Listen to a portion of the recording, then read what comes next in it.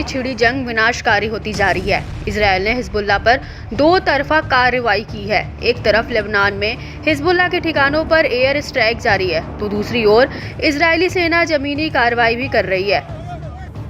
IDF के लगातार हमलों के बाद अब हिजबुल्लाह भी करो या मरो की जंग में उतर आया है। हिजबुल्लाह ने की रिहायशी इलाकों को निशाना बनाना शुरू कर दिया है और हाइफा खाड़ी और शिमोना पर लगातार रॉकेट हमले कर रहा है। इस बीच लेबनानी प्रतिरोध आंदोलन हिजबुल्लाह ने इजरायल के खिलाफ जबरदस्त ताजा जवाबी कार्रवाई की है, जिसमें कई सैन्य ठिकानों को निशाना बनाया गया है। इजरायली सेना ने शुक्रवार को पुष्टि की है कि दक्षिणी लेबनान में उसके जमीनी हमले के दौरान 12 से अधिक सैनिक मारे गए। हिजबुल्लाह ने शुक्रवार को जारी अलग अलग बयानों में कहा कि उसने कब्जे वाले क्षेत्रों के उत्तर में कई अलग अलग स्थानों पर इजरायली सेना के ग्रुपों को मिसाइलों और तोपों के गोलों से निशाना बनाया।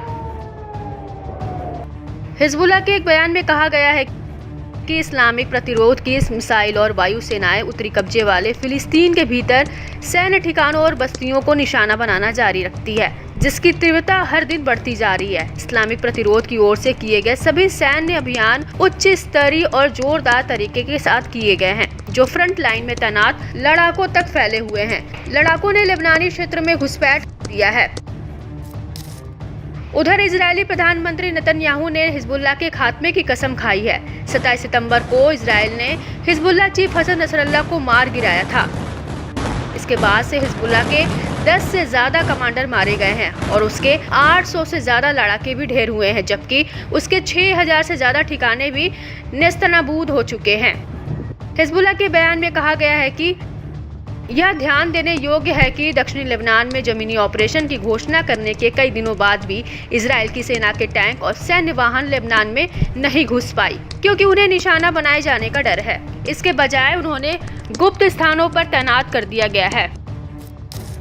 बयान में आगे कहा गया है कि इजरायली दुश्मन सेना उत्तरी कब्जे वाले फिलिस्तीन में कुछ बस्तियों में बसने वालों के घरों का उपयोग अपने अधिकारियों और सैनिकों के लिए सभा स्थल के रूप में करती है और लेबनान के खिलाफ आक्रमण का प्रबंधन करने वाले इसके सैन्य अड्डे हाइफा, तिबिरियास, एकर और अन्य जैसे प्रमुख शहरों में बस्तियों के पड़ोस में स्थित है। आपको बता दें कि इससे पहले हिजबुल्लाह ने कब्जे वाले गोलान हाइट्स, हाइफा और किरियात शमोना के खिलाफ हमलों की घोषणा की थी। इसने कहा कि ये हमले लेबनान के शहरों, गांवों और नागरिकों के खिलाफ इजरायल के हमलों के जवाब में और साथ ही गाजा में फिलिस्तीनियों और उनके प्रतिरोध के समर्थन में किए गए थे। लेबनान के स्वास्थ्य मंत्रालय ने कहा कि अक्टूबर 2023 से लेबनान पर इजरायल के हमले में 2141 से अधिक लोग मारे गए हैं और 10,099 लोग घायल हुए हैं, जिनमें दर्जनों बच्चे और कई महिलाएं शामिल हैं। इजरायली हवाई हमलों से बचने के लिए बेरूत में लाखों नागरिक अपने घरों से भाग गए हैं। वहीं दूसरी ओर लेबनान के स्वास्थ्य अधिकारियों ने आपातकालीन बचाव दल और नागरिकों पर अंधाधुंध हमला करने के लिए इजरायल की निंदा की है।